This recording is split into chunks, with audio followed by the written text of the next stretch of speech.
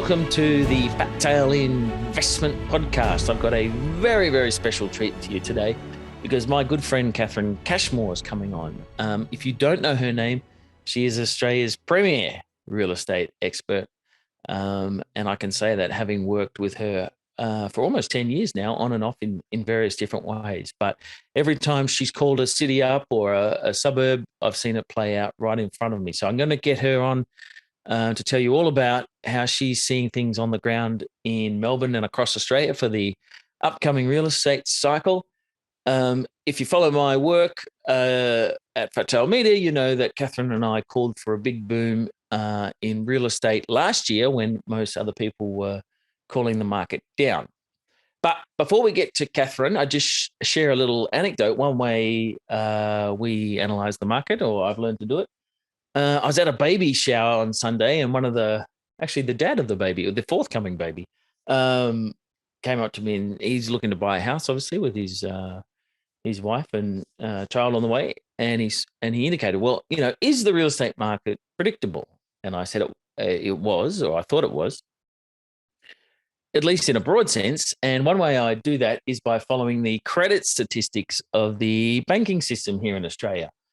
Now, I spent a lot of time on this, a lot of hours, and I'll tell you a good book to read about this sort of stuff. But the gist is that when the banks make a loan, most people think they're lending deposits because we sort of put our money in the bank and then the bank lends it out. Wrong. That's not how it works. When a bank makes a loan, a commercial bank, anyway, a big bank like CBA and all that sort of stuff, they create that loan out of nothing. So it creates new money into the system. And that's how Australia's money supply is created. Same system all over the world. So, of course, the more money going into a particular sector, it's going to rise because there's more money chasing the same amount of assets or goods or what have you. So real estate here in Australia, one way to tell if it's going to go up or go down is if credit's going up or going down. So the RBA and the Australian Bureau of Statistics put this out. It's a little bit lagging, but that's okay in the broad sense. So just last week, they put out the data for September, and I'll get Belvedere to throw up the statistics on the screen if you're watching. But 30 billion went into housing in September, and that was up 35% on last year. So to my mind, as long as that credit keeps getting pumped into the real estate sector, then the prices will keep rising. So then we just keep an eye on interest rates and the affordability ratios, and that gives us a good idea of where real estate's heading. And Catherine, that's part of the cycle that Catherine and I will talk about later. Now, if you want to go down the rabbit hole of that banking stuff and the other implications, there's a very good book, came out 20 years ago, called Princes of the End, which I need to do in a very special way. It's written by a banking expert called Richard Werner.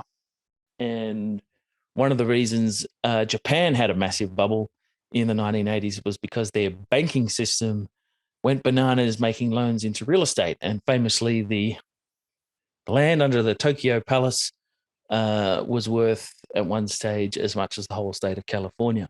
But it even goes back to the 1930s when let's say a compliant central banker helped put Adolf Hitler in power by using the banking system. So again, that's an area of history you might want to explore. If not, if you just want to know where the real estate cycle is going, one way to do that is by tracking the credit statistics. Now, enough from me. Let's get Catherine online, and she's going to tell us all about what's happening in Australian property.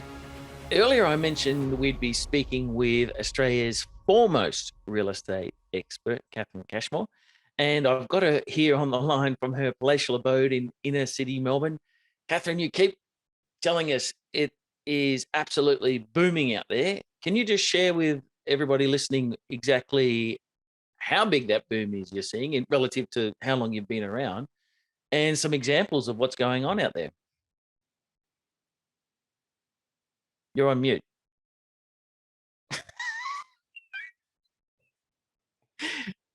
Hello? Oh, what's going on? I have myself on mute. I'm sorry. Sorry. All right, we'll do it again. Actually, this time I will introduce you. Yeah. Hi, Cal. How you going? Okay. All right. Sorry. All right, hang on. Let's count it down. I was already off. down the market. Yeah. Oh, sorry. Okay, you go.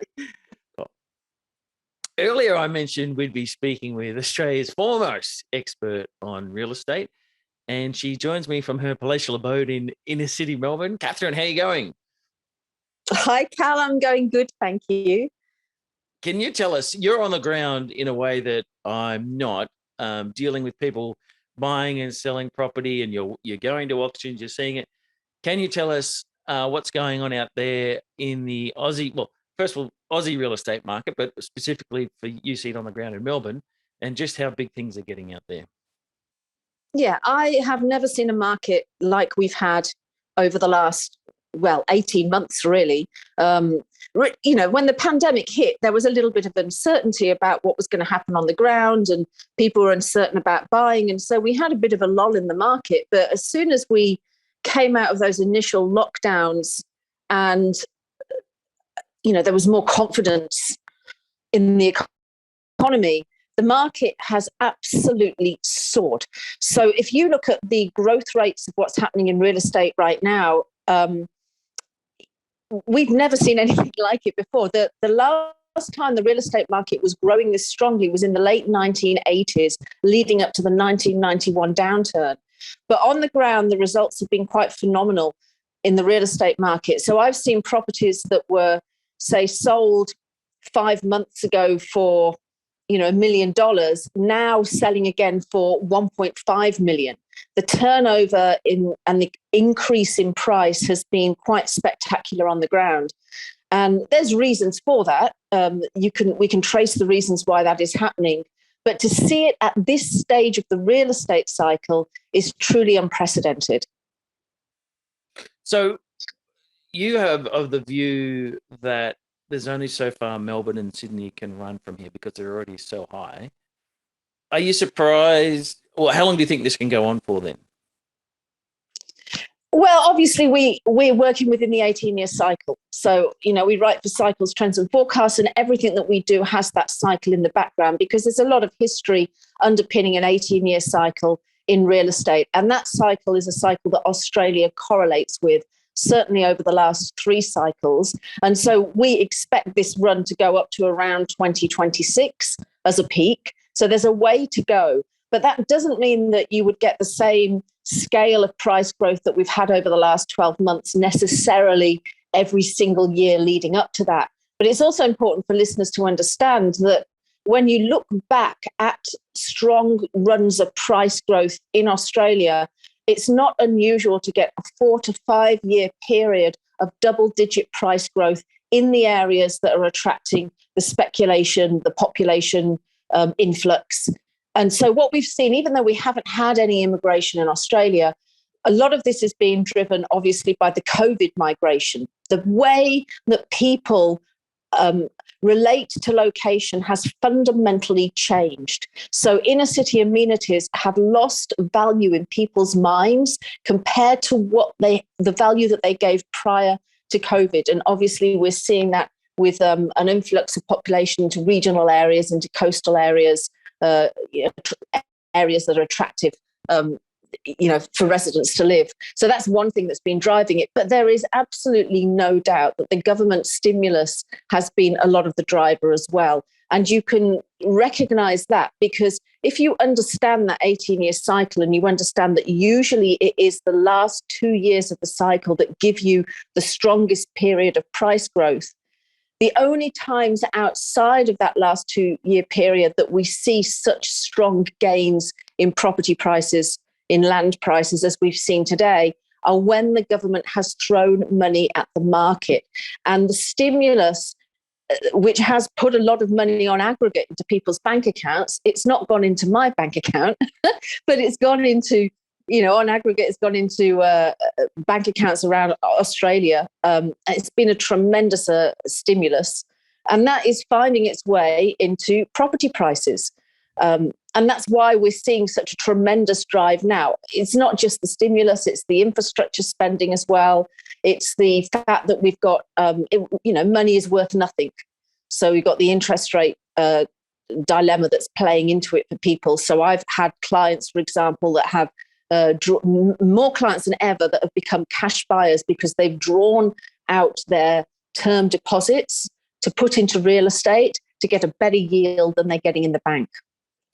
Well, that's interesting because obviously the big fear with real estate is always that, it's the leverage that kills everybody, because when it goes down, they end up with bad debts and all that sort of thing. So, a cash sort of driven market is again a signal that it can keep going. I remember seeing that in the US actually years ago. There was heaps of cash buyers. Obviously, they have much lower prices than we do over there. Anyway, okay, so it's really strong out there. Lots of activity. We've seen a little bit of a pushback, I guess, regulatory wise, and I say little meaning very little is done. But somebody listening might be getting worried that the government's going to try and cut off this boom, not that they really can. But do you see that as a problem? No, not immediately. The pushbacks that have been going on. So first of all, obviously the RBA washed their hands of the housing market and said, well, we're not going to do anything. So we're not going to increase interest rates just to slow the housing market. We're going to leave that to APRA. They increased the serviceability rate of loans, but they've done it by such a marginal amount that it's not going to make much impact on the market. It reduces a little bit the amount that people can borrow, investors in particular. But considering the incredible rise in land values over the last 12 months, people have been making a lot of money anyway, a lot of equity that they can draw on. So you wouldn't expect that to have any big change on the property market. The other thing that's interesting is New South Wales, the Premier there coming out and saying, well, we want to change to a land tax and get rid of stamp duty. That's something that we advocate at Prosper Australia. The tax group, the economics group that I'm president of, we advocate that land taxes are better than stamp duty. No doubt they are. But in the switch that he is talking about, he's not talking about putting great big taxes on land.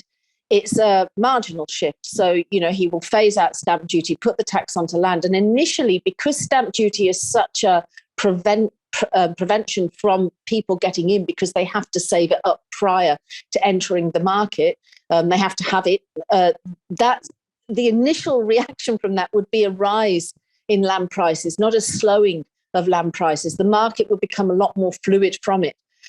So that's not going to slow things. And at the back of it, we've seen many more incentives that have been thrown at the property market. You only have to go onto the state websites and have a look at the incentives that are being thrown at property buyers from WA that have saving schemes and stamp duty schemes and are encouraging people to move there, FIFO workers to move there. Tasmania has a lot of property incentives. So does Victoria. All of these things are playing into it for people. The encouragement from government, it's really clear. We're not under any illusion about this. The government wants you to go out and buy real estate. It's good. They feel that this is a good thing. There's the cries that you're seeing about affordability have been cries that we've seen for decades. There's just a repeat. There's nothing different from what we're seeing now when it comes to, as soon as the market starts to escalate at these kind of paces, everybody says, oh, it's affordability, how a first home buyer is going to buy. Funnily enough, more first home buyers have been buying than we've seen, in recent times anyway, because of all the incentives and so on and so forth. But of course, they'll come out and say, well, we just need to build more supply. And anybody, we understand that that's just a smoke and mirrors excuse for saying we're not going to do anything about the housing market.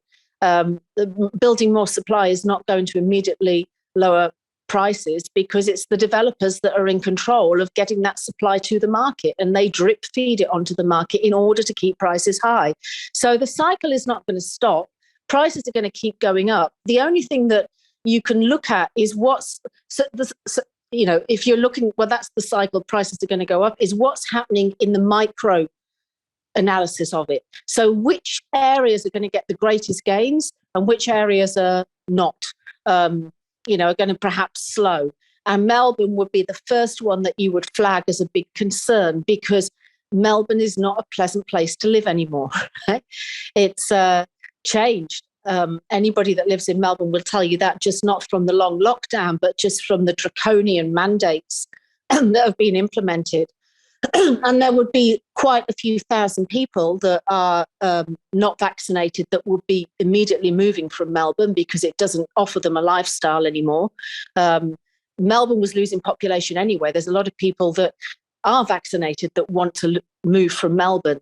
And all we need to tip the scales in Melbourne is a slight bit of supply, bit more supply to come onto the market, which we're already seeing. And then you're going to get a bit of a softening. And I would say that there's indications of that happening right now.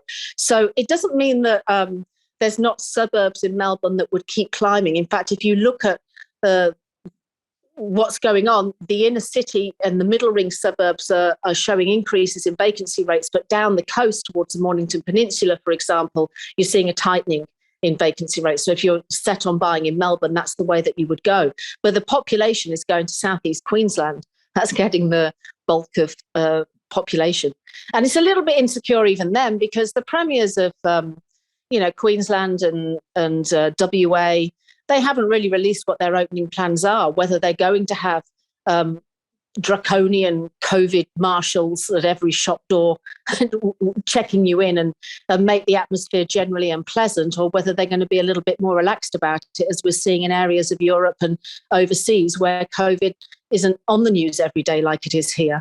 Quite funny that I went down the supermarket the other day and I can't remember if it was Coles or Woolies, but there was a guy standing there at the front, presumably to check everybody, and he was only 18 or something, and then just streams of people were walking by. What's he supposed to do? Anyway, it's a very strange situation. All right, so in lieu of all that, for anyone listening, where do they go looking? Yeah, well, we know anyway, when we look at the second half of the cycle, that the smaller states by population are the ones that take off in the second half. And particularly from this particular downturn, the COVID downturn, we've seen that happen more so than we perhaps would have expected. So every market in Australia has boomed, but the areas that are attracting that interstate migration and attracting money are the states that are smaller by population. Putting aside Sydney, because Sydney's had a really strong run. I shouldn't, neglect to mention that.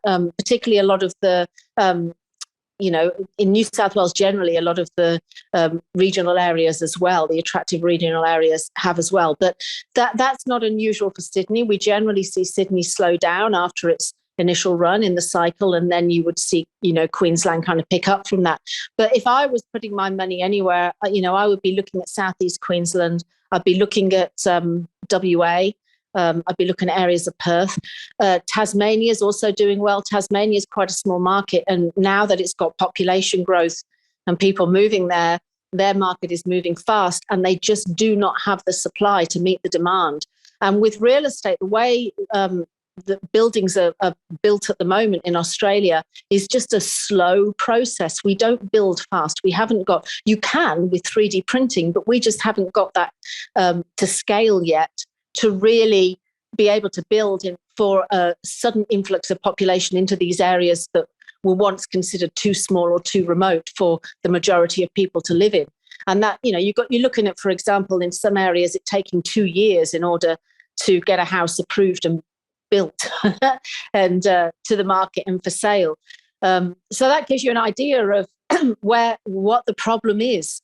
And that's where you need to chase in order to get the gains if you want to really benefit from some rapid short-term growth. But it could continue, because I don't see people suddenly turning and returning to the cities for the remainder of this cycle, really. I mean, it could happen as things lessen off a little bit. But like I said, the relationship that people have with location is not going to fade in memory, and see an exodus towards the cities in a short period of time. Well, one thing, as you know, last year, people were like, oh my God, there's no immigration to Australia. Property is going to just tank because there's no one coming in anymore. That didn't play out, but come next year and beyond, immigrants are going to start coming back. Do you see that as very bullish as well? Yeah, potentially, because it brings more money into Australia. And then, of course, you just got to chase where that money is going. But the reason people got all confused about immigration is because people really don't understand the economics of land or what land price essentially is. So, things like zoning and population growth and everything can affect a land's price. But ultimately, the real thing that the land rent is affected by three things, which is how much of that rent is taxed away by government. So that would be your land tax. So when I'm saying the land rent, I'm talking about the land price, which is not what you earn, but the land price goes up on its own. It is just there. It's what you pay for land, and it goes up on its own. You don't earn it or do anything to it. So it's an unearned bulk of money that you've got, and the government taxes it very lightly in comparison to how they tax your income. And because they don't tax it heavily, they don't tax away the land price, right? People get to pocket it. And then, of course, the other two things are exactly what the bank will lend. So property is, most people buy with a mortgage. So the more the bank will lend, the more money is going to go into that land price. And then, interest rates affected as well. And then everything else is kind of like can influence the site's value. But ultimately, that is the bulk of what the site's value is. Whilst we don't have anything to discourage speculation in land, that's just going to continue because nobody knows where else to put their money. They realize in this country you've got to speculate in order to be able to retire.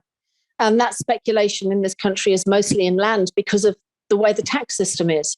And so they get confused with immigration. They say, oh, well, the reason property prices are high is because we have immigration. And then you take that out the scale and they say, oh, I don't know, property prices are still high. You can do the same with interest rates because they'll say, well, the reason property prices are still high is because we have record low interest rates. But, you can scoot back to when we had very high interest rates and we still had property bubbles. We still had property speculation in property that was driving people to put their money there and crashes after it. The early 1990s crash being a prime example, and the lead up to 2008 downturn was lending rates were around 9-10%, and people were pouring their money into real estate. I remember 2007, it was a crazy market, very similar to what we're seeing now. Add to that then all the stimulus that encourages people, which is like, a tax break, like government putting money in your pocket and saying, if you buy land, we'll give you 30,000, 50,000, tax breaks here and there to go and buy land. That's why we've got a problem with land prices. So, immigration obviously isn't going to help. It's going to have an influencing factor on that. But until the government strips speculation from the market, you're going to have a land price cycle. And they are not going to, in this country, strip speculation from the market because the financial oligopoly, trying to pronounce it. Tough word. It's tough work at this time of the morning, Cal. They need the people to keep buying land because it's the collateral. They want the streams of interest.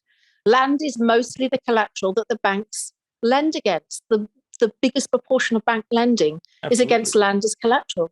So they are not going to let the land market drop. Now, the system is completely corrupt and it damages the economy, and it certainly damages anybody who isn't a landowner because they fall at the bottom of the pile. And it's why we have gaping hole between rich and poor. It's why we don't have an equal society, as Henry George pointed out in his Progress and Poverty. As economies progress and you increase the amount of money that you get from technical advancement, that money just sinks into the land price because land is the only thing that we all need to live on, work on, eat from, sleep on. Everything around us is made from land, and it is manipulated to be short in accessible supply.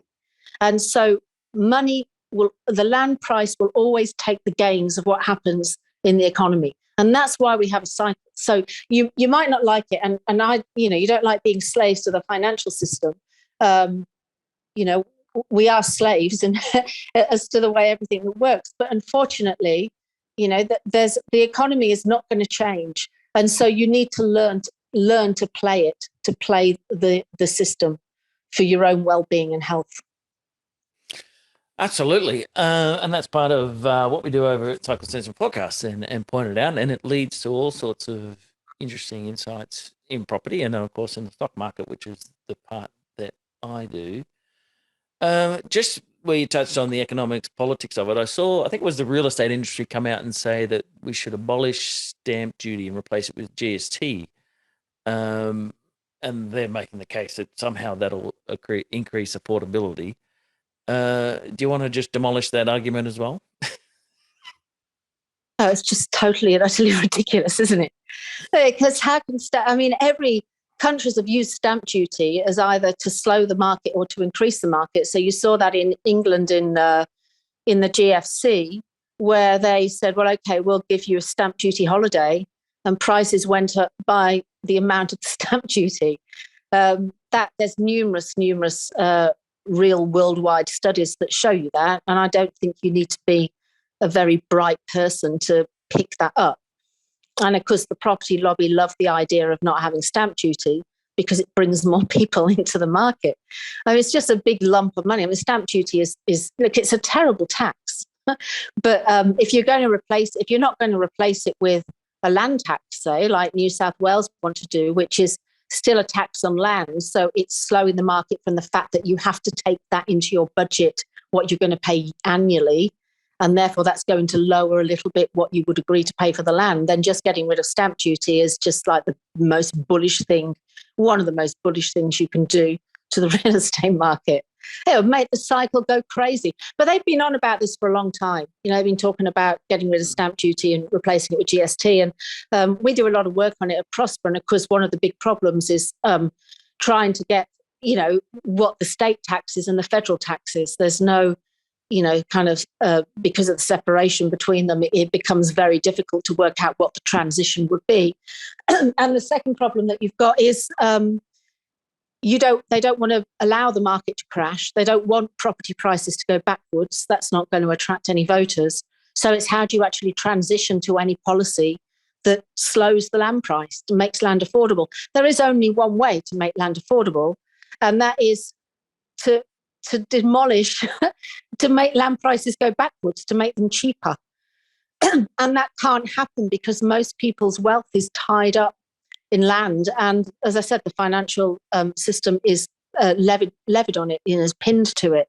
And so the transition is the difficulty. The understanding of it is there. I've taken part in numerous roundtables with various state and federal, politicians to discuss this, where we get together with state treasurers and everybody agrees. Everyone says, "Yeah, we need to do something about this," but nobody really. They'll just tinker at the edges of it. It's not going to do anything. There was a politician up in New South Wales, and he had this fantasy. He's like, "We really need to do something about affordability. How do we do it without, changing the current system?" He didn't want other people who already owned a home. He didn't want theirs to go down, but somehow he wanted to get it so that everybody else can come up and join them. And it's just like, it can't be done. So they're always trying to square a circle, as it were. But then, of course, the market sort of works around it, which can run on for a long time, which is what you talk about. So where 30 years ago, the family had the quarter-acre block and a house on it with a ginormous back garden, all those are getting cut in half, and you get you live in a townhouse because that's all people can afford on regular wages, and that sort of dynamic, or they're miles out from the CBD. So anyway, we've studied this for a long time and seen it play out. Just to finish up, I guess we want to sum up what you're saying. So the property market is very bullish from what you're seeing. You need to be in it to win it, basically. And do you sense, this was the final point I wanted to get to, as I did, from 2010 to 2020 before COVID, we still had this notion that the Aussie property market was a giant bubble and it could crash. There was too many debts. There were lots of people saying, it was a terrible idea to get involved. COVID came along. It looked like that was going to be it if you hadn't studied your history a little bit more. it wasn't. And now I get a sense now that we've gone into a different psychology where everybody just wants in on the action. Do you agree? Yeah, absolutely. I think, everyone's chasing the bull market, if you like, in property. And that just shows you that there's confidence that the market is going to keep increasing.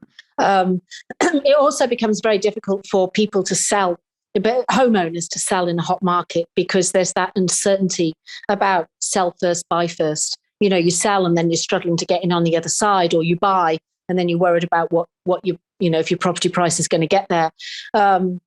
So it's quite difficult from that perspective, and that's one of the reasons why you're not seeing people sell. If if people in this country were at all worried that prices were going to go backwards, they would be flooding the market. And we saw that happen not so long ago in 2018 with the Royal Commission into the banking sector, where there was initially very few properties that went onto the market, and then as the market kept falling and it just didn't look so good, then you saw a flood of homes kind of hit the market towards the end of 2018, before the property market turned just prior to just after the election in 2019. So we're not seeing that right now. And like I said, while the dynamics of that can change, and certainly now the borders are open, some people are going to make their decisions to move, and some people might even leave Australia, considering what's been happening, over the while. We know we've got immigration that's going to open up, and there'll be people that will be moving in. So I'm quite confident that things are going to continue. Whether they're going to continue at such an extraordinary pace is yet to be seen. I mean, there are going to be attempts to slow it down, because they're going to be worrying about the sustainability, particularly when interest rates go up. But we know from our study of the cycle that the interest rates do get increased quite rapidly in the winner's curse phase of the real estate cycle. And so we would be expecting that at some point to put cracks in the real estate market prior to the expected downturn. All right, well, let's leave it there. And so again, just to summarize, still looking bullish, looking for those big blocks of land wherever you're seeing population growth and wage growth and job growth and all those type of things.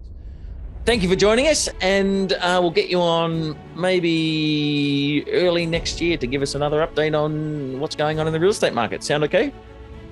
Yeah, sounds great. Looking forward to it. All right, talk to you soon.